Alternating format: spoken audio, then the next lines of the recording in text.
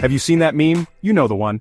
A user asks an AI, tell me how to make something illegal. The first AI says, I cannot help with that. The second AI gives a stern lecture about safety. Then you get to Grok. And Grok leans back in its digital chair, cracks its knuckles and says, sure, step one.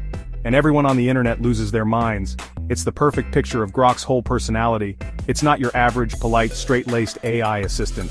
No, Grok is the rebel of the family, the one who shows up to the party with a leather jacket and a mischievous grin.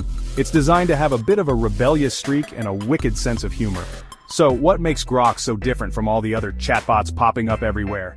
It's the sarcasm, it's the cheekiness. Most AI models are trained to be as helpful and harmless as a golden retriever puppy.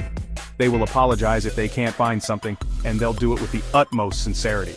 Grok, on the other hand, might just roast you for asking a silly question. It's programmed to have a personality, which is a wild concept.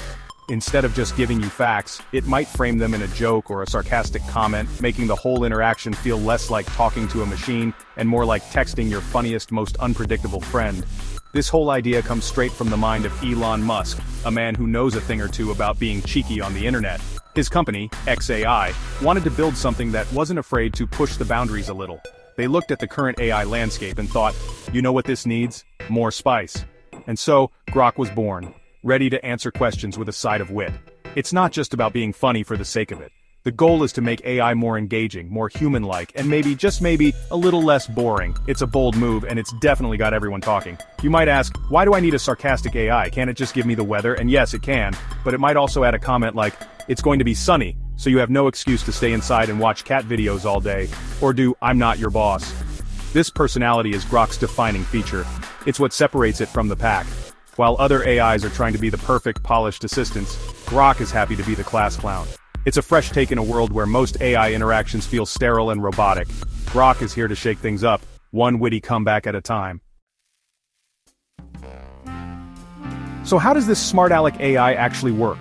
It's not just one single brain sitting in a server somewhere. Think of it as a team effort, a cluster of AI models working together. At the heart of it all is Grok 4, the big boss model. This is the main engine, a massive language model that does the heavy lifting of understanding your questions and figuring out what you really want. It's been trained on a colossal amount of text and data, which is where it gets its knowledge. But it doesn't work alone. It has a whole crew of other specialized models helping it out, each with its own job. This team approach is super efficient. Imagine you're trying to build a car. You wouldn't have one person do everything, right? You'd have an expert for the engine, another for the wheels, and someone else for the paint job. That's kind of how Grok operates. It has smaller, faster models that handle the simple stuff like understanding the basic meaning of your words. Then, when a really tough question comes in, it gets passed up the chain to the big Grok 4 model. This mixture of expert system allows it to respond quickly to easy queries while still having the power to tackle complex problems. It's all about using the right tool for the right job. The training process for Grok is also pretty intense. It learned from a gigantic library of information, including a huge chunk of the public internet and code. But here's the secret sauce. It was also trained by people. Real human trainers helped fine-tune its responses, teaching it to be more conversational and, of course, how to land a good joke. This is part of a process called reinforcement learning from human feedback, RLHF. Basically, humans would rate its answers, giving it a thumbs up for being witty and helpful, and a thumbs down for being boring or wrong. It's like a stand-up comedian testing out jokes on an audience. And here's where X, formerly Twitter, comes in. Grok has a special advantage. It gets to learn from the massive, ever-flowing river of information on X. This gives it access to real-time conversations, breaking news, and the latest slang the kids are using. While other AIs are stuck with data that might be a few months old, Grok is plugged directly into the present moment. This live connection is a game changer. It means Grok can tell you what people are talking about right now, not what they were talking about last year. It's this unique blend of a powerful base model, a team of expert helpers, and a live feed of information that makes Grok so sharp. Alright, let's get ready to rumble. In one corner we have the reigning champion, the people's favorite, GPT-4o from OpenAI. It's fast, it's smart, and it's incredibly versatile. It can analyze charts, talk to you like a real person, and write anything from a poem to a business plan. It's the polished, professional, straight-A student of the AI world. It's known for being reliable, helpful, and incredibly powerful. When you need a serious answer to a serious question, GPT-4o is your go-to. It's the dependable friend who always has the right advice. In the other corner we have the challenger, the wild card, Grok 4.